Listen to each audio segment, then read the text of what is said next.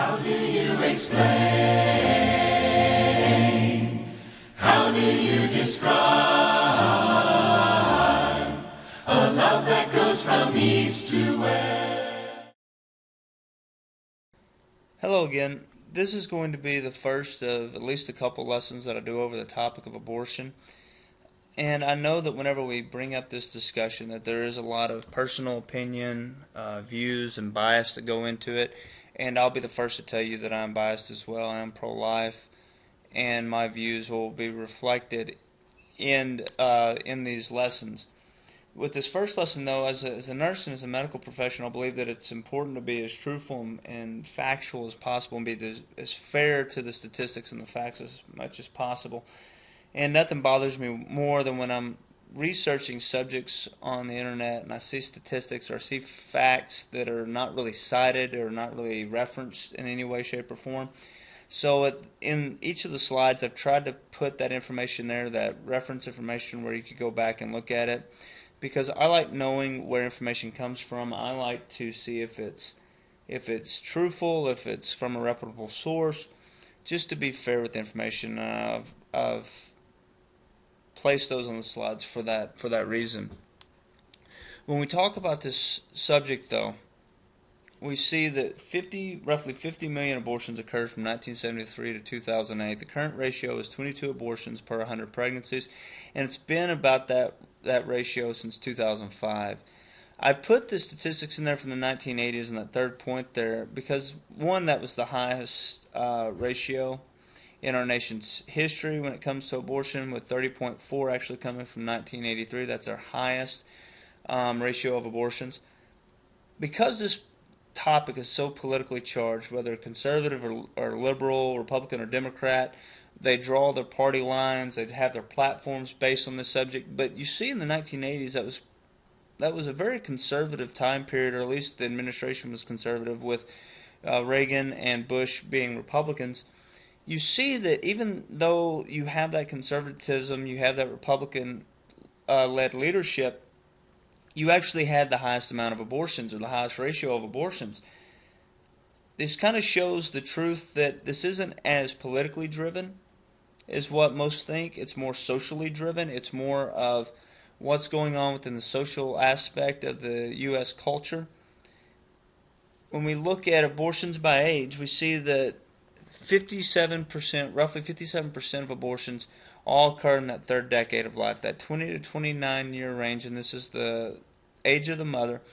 57% happen in that age range. When we look at it in a graph form, we see that it kind of stair steps down from 20 on to greater than 40. We see that the teenage years are really about 15%, or roughly around 15% of abortions. And a lot of times when we think about abortion, we think of a young, helpless teenage mother or teenager who had an untimely pregnancy in high school, still lives with mom and dad, and really doesn't have the resources to support this child. So we have that picture, that imagery of abortion. I'm not making light of teenage pregnancy by any stretch of the imagination. It's still a huge problem in the U.S. Even though those numbers have gone down over the years, it's still a major problem. I'm not trying to lessen that problem by any stretch of the imagination. What I'm trying to say, though, and get across is we're not being fair to the statistics. When 58% of abortions happen in that college to post-college age, in that time frame, we need to be a little bit better with the statistics. We need to be more truthful with the statistics. These aren't necessarily teenage girls that are living at home with the mom and dad in high school. I hope they're not in high school by the age of 20. This is more college and post-college age women. And again, part of this reason is because women are most fertile in the late teenage, 20-year range. So we see more pregnancies. We're going to see more abortions, unfortunately.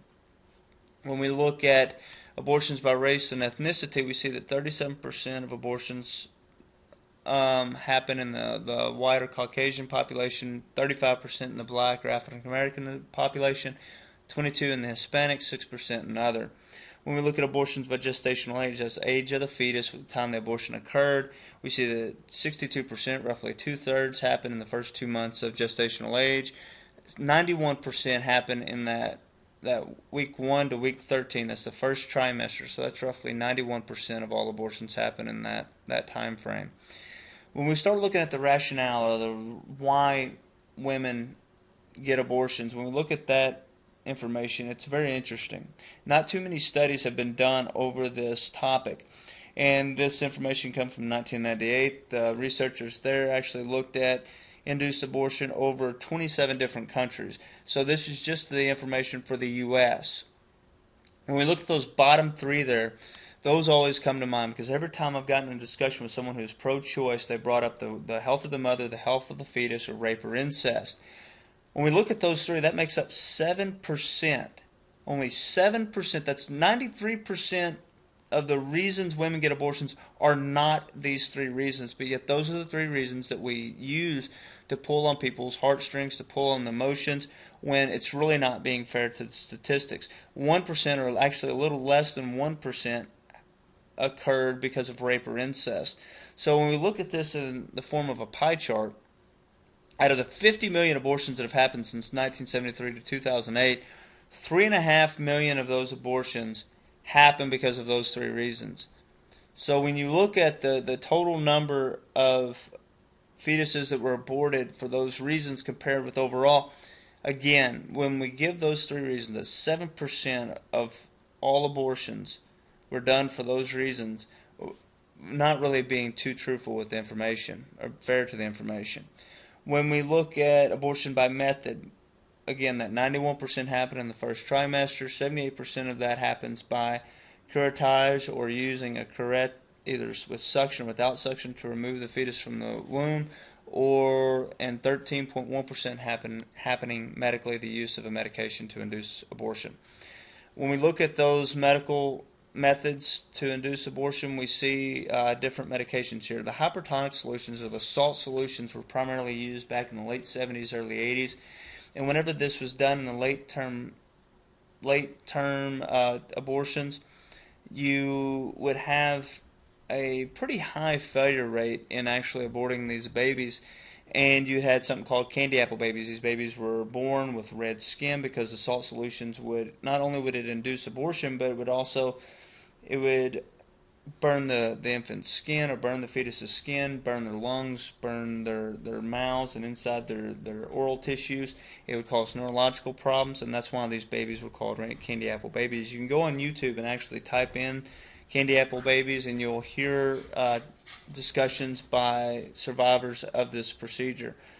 Primarily what they use now are prostaglandins, and a few of those are mentioned there. And that last one there, that high-dose oxytocin, if you or your spouse or whoever, your sister, whoever goes in to have an induced labor, oxytocin is used. That's okay in late-term pregnancy when you're trying to induce the labor to cause the uterus to contract, to expel the infant. That's okay in late term. Where this becomes a problem is where you use high-dose oxytocin to induce labor in preterm, early stage development, early gestational age fetuses, to cause abortion, to cause the death of the fetus.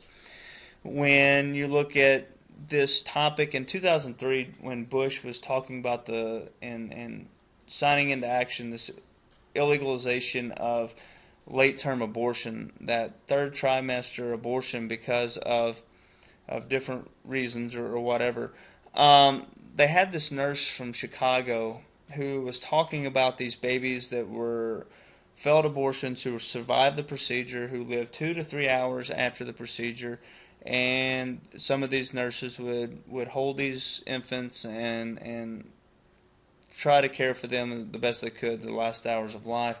So they started using high potassium chloride, that's at KCl, and digoxin, which is a medication that's a lot of times used to help the heart, but in high doses it is toxic. So they would use potassium and digoxin medications to stop the heart of the fetus so that the fetus is dead when it is aborted. And again, I quoted this source here from Stubblefield. The reason they started using this was because of transient fetal survival is a problem with all prostaglandin methods. In other words, you induce the labor, but the fetus is still living. When we look at surgically, you have vacuum curettage abortions, you have dilation and evacuation. When we look at the vacuum curettage, a lot of times they would use a spacer or a dilator to go up through the cervix to widen the space, the hole of the cervix, to induce this suction curette so that they could suction out the fetus along with the amniotic fluid and sac and all the contents of the uterus. Also, they use things called a dilation and curettage. Again, you've got that dilator going up into the cervix and then a curette being used afterwards to remove the remaining parts or to remove the fetus from the uterus. With this illustration, I want you to be aware that this procedure is also used not just with abortion, but it's used to remove cells that could be precancerous or cancerous from the uterus. So a lot of times this is used just to remove content from the lining of the uterus or whatever. It doesn't necessarily have to be used with an abortion. This last slide here, and I put this in here, and this is where my bias truly shows. When you look at number 23 there, 60 days, that's what the fetus looks like. And again, when we looked at the majority of abortions happen in that first trimester, 62% happen in the first 8 weeks. 8 weeks is roughly the age of 23. He's got his hands, his feet, his toes, his fingers. He's got ears, eyes, mouth, nose, all that stuff you're able to even see on this fetus. And when we talk about this subject, and we talk about what gives value to life or what is truly life, this subject becomes very, very blurry very quickly because you have the illustration of the age of the fetus in the womb. And you start talking about what gives value to human life. I'm an ICU nurse. I am someone who works with ventilators, breathing machines, mechanisms and medications to help the heart pump and pump effectively.